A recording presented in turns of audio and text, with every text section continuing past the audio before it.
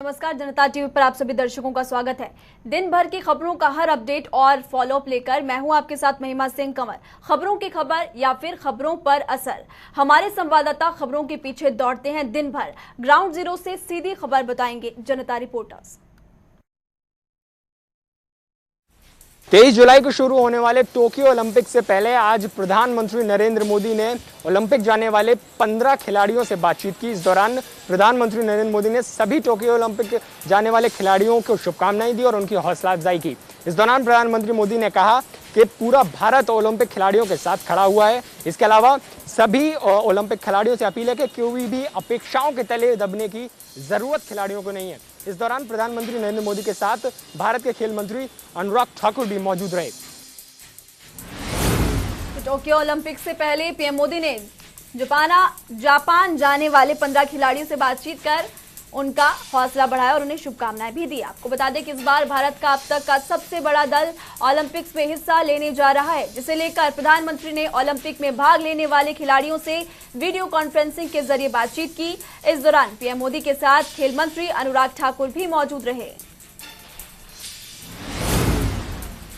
नरेंद्र मोदी 15 जुलाई को अपने संसदीय क्षेत्र वाराणसी में रहेंगे। इस दौरान वो अपने 400 करोड़ की लागत से शुरू होने वाले नए प्रोजेक्ट की शुरुआत करते नजर आएंगे। आपको बता दें कि साल 2022 में विधानसभा वाराणसी में चुनाव है और इस दौरान ये प्रधानमंत्री का वाराणसी में पहला दौरा है और प्रधानमंत्री नरेंद्र मोदी विधानसभा के चुनाव में वाराणसी के बिगुल फूंकते दिखेंगे। तो प्रधानमंत्री नरेंद्र मोदी 15 जुलाई के दिन अपने संसदीय क्षेत्र वाराणसी में रहेंगे। इस दौरान वो 400 करोड़ के रुपयों की लागत से बनने वाले अलग अलग प्रोजेक्ट्स की शुरुआत करते हुए नजर आएंगे। आपको बता दें कि साल 2022 में यूपी विधानसभा के चुनाव हैं और पीएम नरेंद्र मोदी का ये पहला दौरा है। वहीं आपको बता दें कि गुरुवार के दिन भी पीएम मोदी यूपी विधानसभा चुनावों के लिए बिगुल फूंकने वाले हैं। दिल्ली में यमुना नदी के पानी के गिरते जल स्तर के चलते कई इलाकों में पानी की किल्लत खड़ी हो गई है। इसे लेकर दिल्ली सरकार और हरियाणा सरकार के बीच में जमकर आरोप और प्रत्यारोप का सिलसिला भी जारी है। लेकिन इस बीच राहत की बात यह है कि हरियाणा सरकार ने फिलहाल दिल्ली के लिए 16,000 क्यूसेक पानी छोड़ दिया है। दिल्ली जल बोर्ड के उपाध्यक्ष राघव चड्ढा ने जानकारी देते हुए कहा, हरियाणा सरकार ने फिलहाल 16,000 क्यूसेक पानी हथनी कुंड बैराज से छोड़ दिया है, जो कि दिल्ली की ओर बढ़ रहा है और आगे आने वाले समय में 3 से 4 दिन में दिल्ली पहुंच जाएगा, जिसके बाद दिल्ली में जो जल संकट लगातार पिछले कई दिनों से देखने को मिल रहा है उससे राहत मिलती हुई नजर आएगी। विरोधियों के खिलाफ हो तो समझ आता है, लेकिन विरोधियों की तारीफ करना कई बार सवाल खड़े करता है। दरअसल पंजाब में कांग्रेस नेता नवजोत सिंह सिद्धू के एक बयान से राजनीतिक सरगर्मियां फिर से तेज हो गई हैं। उन्होंने आम आदमी पार्टी की जमकर तारीफ करते हुए कहा कि विपक्षी आम आदमी पार्टी ने पंजाब को लेकर उनके विजन और उनके काम को पहचाना है। खैर, अब देखना यह है कि नवजोत सिंह सिद्धू की इस गुगली का असर पंजाब की राजनीति में किस तरह पड़ता है। तो पंजाब के पूर्व कैबिनेट मंत्री और कांग्रेस नेता नवजोत सिंह सिद्धू को लेकर पंजाब की सियासत में कयासबाजी तेज हो चुकी है। दरअसल सिद्धू के नए ट्वीट से पंजाब की सियासत में हलचल पैदा हो चुकी है। सिद्धू ने अपने ट्वीट में कहा कि हमारी विपक्षी पार्टी आपने हमेशा मेरे विजन और पंजाब के लिए किए गए मेरे काम को माना है। साल 2017 से पहले बेअदबी की बात हो या फिर ड्रग्स की, किसानों की मुद्दे को लेकर भी या फिर बिजली संकट की, मेरे काम को हमेशा माना गया है। आज जब मैं पंजाब मॉडल पेश करता हूं तो उस पर आम आदमी पार्टी की मेरे साथ सहमति रही है। इससे स्पष्ट है कि वो जानते हैं कि असल में कौन पंजाब के हितों के लिए लड़ रहा है। आपको बता दें कि मुख्यमंत्री कैप्टन अमरिंदर सिंह और नवजोत सिंह सिद्धू के बीच पिछले कई दिनों से आपसी खींचतान चल रही है। ऐसे में सिद्धू की इस टिप्पणी के बाद पंजाब में सियासी पारा चढ़ चुका है। चुनावी रणनीतिकार प्रशांत किशोर और राहुल गांधी की दिल्ली में अहम मुलाकात हुई। इस मुलाकात के कई मायने निकाले जा रहे हैं। सियासी गलियारों में चर्चा होने लगी है प्रशांत किशोर फिर से पंजाब में कांग्रेस के लिए प्रचार करेंगे, लेकिन इसमें अहम बात यह मानी जा रही है कि प्रशांत किशोर क्या फिर से राहुल गांधी और कांग्रेस पार्टी के लिए प्रचार करेंगे। हालांकि कैप्टन अमरिंदर सिंह और प्रशांत किशोर के बीच पहले ही मनमुटाव हुआ था, जिस वजह से करार टूट गया था, लेकिन अब कयास लगाए जा रहे हैं कि प्रशांत किशोर फिर से पंजाब में कांग्रेस के लिए प्रचार करेंगे। जिस तरीके से अंदरूनी कलह की वजह से पंजाब में कांग्रेस को जो चोट पहुंची है, जिसका विपक्षी पार्टी फायदा उठा रहे हैं, उसी चीज को अब चमकाने की जरूरत प्रशांत किशोर करेंगे। यूपी में जनसंख्या नीति को लेकर बिहार में राजनीति गर्म हो गई है। दरअसल बिहार के मुख्यमंत्री नीतीश कुमार और उप मुख्यमंत्री रेणु देवी के बीच इस मामले में मतभेद है। जहां बिहार के मुख्यमंत्री नीतीश कुमार का कहना है कि जनसंख्या पर कानून बनाने से कुछ नहीं होगा, बल्कि महिलाओं को शिक्षित करने की जरूरत है। नीतीश कुमार ने कहा कि महिलाएं पढ़ी लिखी होगी तो जनसंख्या अपने आप कम हो जाएगी। तो रेणु देवी ने कहा कि इस मामले में पुरुषों को जागरूक होने की जरूरत है। तो यूपी में जारी हुई जनसंख्या नीति को लेकर एनडीए में भी घमासान मच चुका है। दरअसल बिहार एनडीए में बीजेपी और जेडीयू अब आमने सामने आ चुके हैं, जहां पर मुख्यमंत्री नीतीश कुमार ने कहा कि कानून बनाने से जनसंख्या काबू में नहीं आएगी, बल्कि इस मामले में महिलाओं को शिक्षित करने की जरूरत है। उन्होंने कहा कि महिलाएं पढ़ी लिखी होंगी तो जनसंख्या अपने आप कम हो जाएगी। वहीं आपको बता दें कि उन्हीं की सरकार में उप मुख्यमंत्री और बीजेपी नेता रेणु देवी ने नीतीश कुमार के इस विचार पर असहमति जताई और पुरुषों को ही जागरूक होने के लिए कहा। रेणु देवी ने कहा कि जनसंख्या नियंत्रण के लिए महिलाओं से ज्यादा पुरुषों को जागरूक करने की जरूरत है। उन्होंने कहा कि पुरुषों के अंदर जनसंख्या नियंत्रण करने के लिए नसबंदी को लेकर भी काफी डर की स्थिति है। लखनऊ के काकोरी से गिरफ्तार किए गए आतंकियों को कोर्ट ने 14 दिन की रिमांड पर भेज दिया है। पूछताछ के दौरान आतंकी कई राज उगल रहे हैं, जिसमें आतंकियों का कानपुर कनेक्शन भी सामने आया है। जिसके बाद एटीएस की टीम कानपुर पहुंची और कानपुर से बिल्डर समेत 7 लोगों को हिरासत में लिया। वहीं सूत्रों के मुताबिक ये भी बताया जा रहा है कि कानपुर से आतंकियों को टेरर फंडिंग हो रही थी। यूपी एटीएस ने कामयाबी हासिल करते हुए यूपी को दहलाने की साजिश को नाकाम किया। वहीं पकड़े गए आतंकियों से सघन पूछताछ भी की जा रही है, जिसमें कि कई राज भी सामने आ रहे हैं। पूछताछ के दौरान आतंकियों से जो खुलासा हुआ वो काफी हैरान कर देने वाला था। दरअसल आतंकियों को सबसे बड़ी मदद कानपुर से मिल रही थी। आतंकियों ने कानपुर के एक हिस्ट्री टीचर से पिस्तौल भी खरीदे और वहीं सूत्रों के मुताबिक ये भी बताया जा रहा है कि आतंकियों को कानपुर से टेरर फंडिंग भी मिल रही थी। बताया जा रहा है कि एटीएस ने दोनों आतंकियों के बैंक डिटेल खंगाली तो पता चला कि कानपुर के 1 दर्जन बैंकों से इनके खातों में बड़ी रकम भी भेजी गई। पिछले 6 महीनों में लगभग 16 से 20 लाख रुपए का लेन देन किया गया। कोरोना की तीसरी लहर के खतरे के बीच पर्यटन स्थलों को खोले जाने पर इंडियन मेडिकल एसोसिएशन ने चिंता जताई है। आईएमए के डॉक्टर से चेतावनी दी है कि अगर ऐसे ही लापरवाही बढ़ती रही तो कोरोना की तीसरी लहर ज़्यादा खतरनाक हो सकती है। आईएमए ने केंद्र और राज्य सरकारों से अपील की है कि कम से कम 3 महीने तक कोरोना गाइडलाइंस को सख्ती से लागू किया जाए। वहीं पीएम मोदी ने भी पर्यटन स्थलों पर बढ़ रही भीड़ पर चिंता जताई है। देश में कोरोना की दूसरी लहर अभी खत्म नहीं हुई। कुछ राज्यों में मामले लगातार बढ़ रहे हैं। इसी बीच इंडियन मेडिकल एसोसिएशन ने सरकार को सचेत करते हुए कहा कि पर्यटन और धार्मिक यात्राओं से कोरोना ज्यादा घातक हो सकता है। इससे कि तीसरी लहर जल्द ही आ सकती है और धार्मिक यात्राएं कोरोना का संक्रमण बढ़ाने में सुपर स्प्रेडर भी साबित हो सकती है। ऐसे में आईएमए ने प्रधानमंत्री नरेंद्र मोदी और सभी राज्य सरकारों से 3 महीनों के अंदर कोविड गाइडलाइंस को सख्ती से लागू करने की अपील की। प्रधानमंत्री मोदी ने भी कोरोना पर समीक्षा बैठक के दौरान पर्यटक स्थलों पर बढ़ रही भीड़ पर चिंता जताई।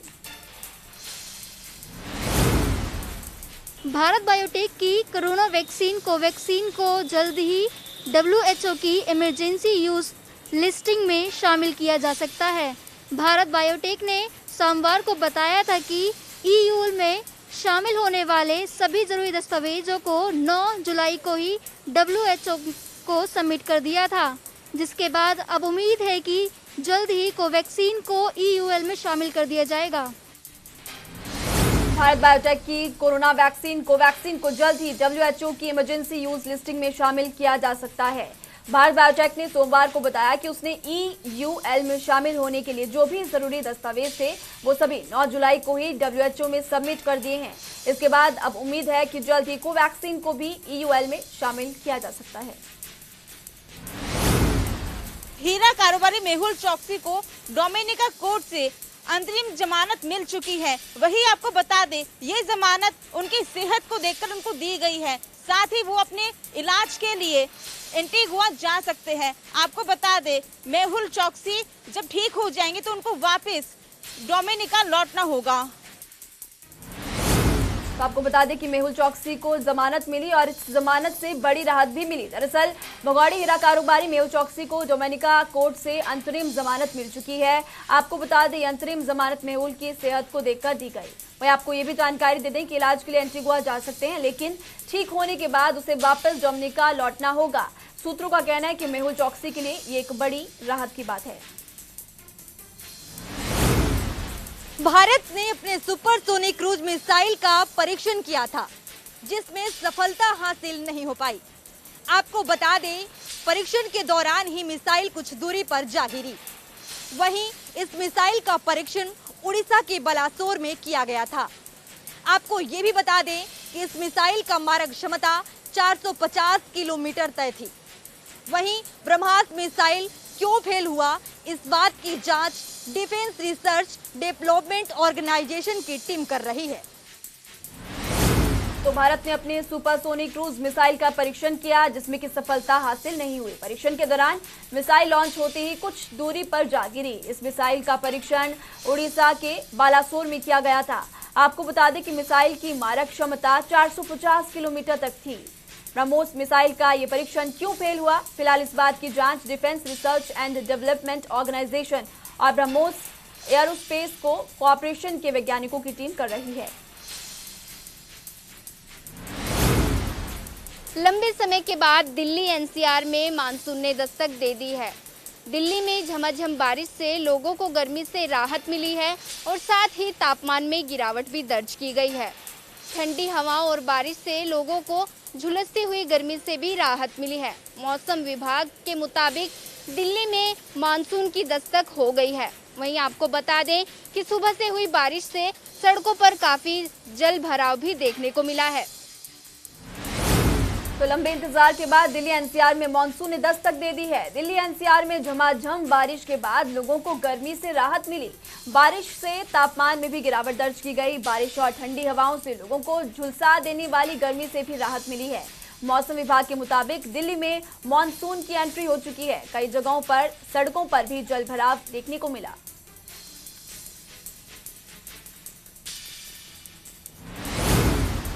साइबर सिटी गुरुग्राम में मानसून की पहली बारिश ने नगर निगम और जीएमडीए के तमाम दावों की पोल खोल के रख दी है।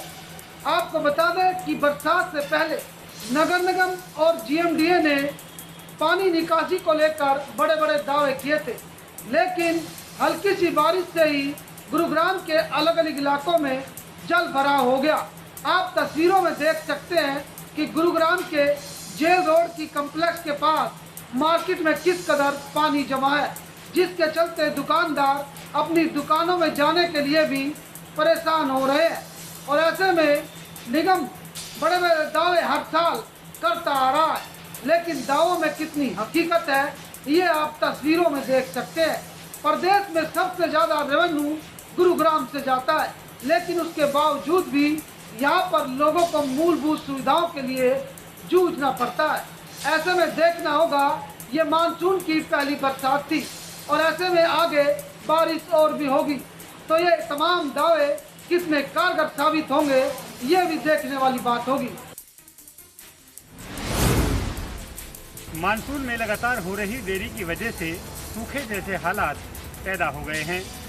मेवात जिले में भूजल गहरा व खारा है। नहरें और तालाब पूरी तरह से सूख चुके हैं।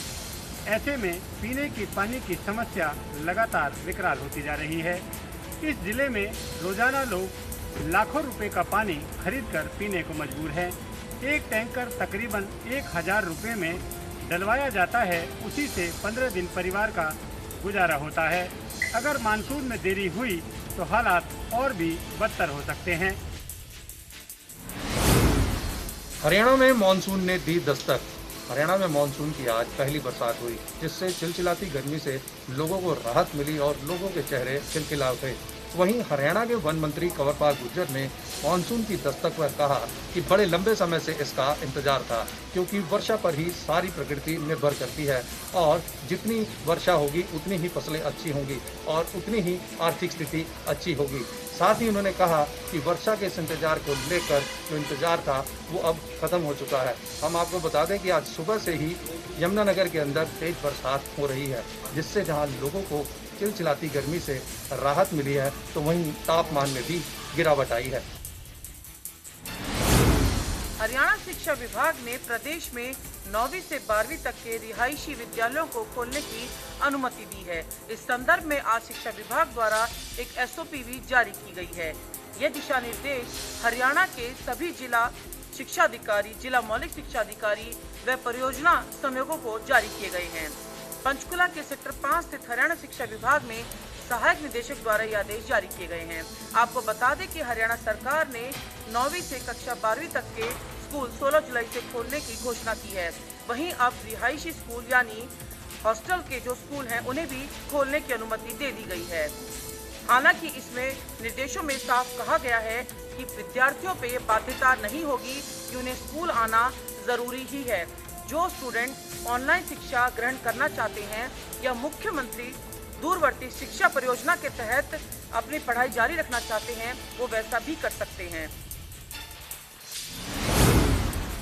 महामारी अलर्ट सुरक्षित हरियाणा के तहत सरकार ने कुछ रियायतें दी हैं और इन रियायतों के तहत प्रदेश में 16 जुलाई से 9वीं से 12वीं कक्षा तक के स्कूल खुलेंगे और 23 तारीख से 6ठी से 8वीं तक की कक्षाएं शुरू हो जाएंगी। ऐसे में स्कूलों में कोरोना महामारी से बचाव के लिए तैयारियां शुरू कर दी गई हैं और स्कूलों को सैनिटाइज किया जा रहा है और साफ़ सफाई के इंतज़ाम किए जा रहे हैं।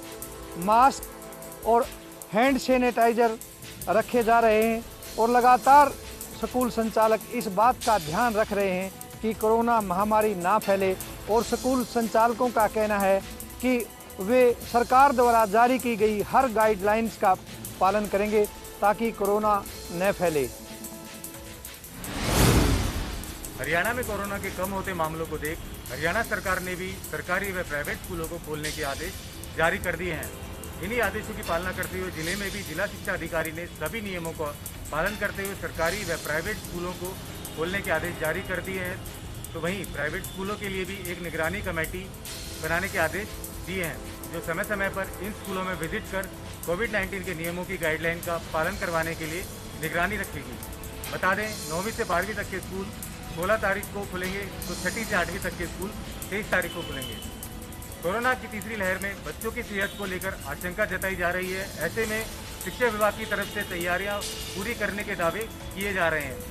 टीम गठित कर दी गई है। साथ ही प्राइवेट स्कूलों की तरफ से गाइडलाइन के नियमों के साथ स्कूल शुरू करने के मैसेज भी दे दिए गए हैं। अब कोविड-19 नियमों की गाइडलाइन का सरकारी व प्राइवेट स्कूल किस हद तक पालन कर पाते हैं, यह देखने वाली बात होगी।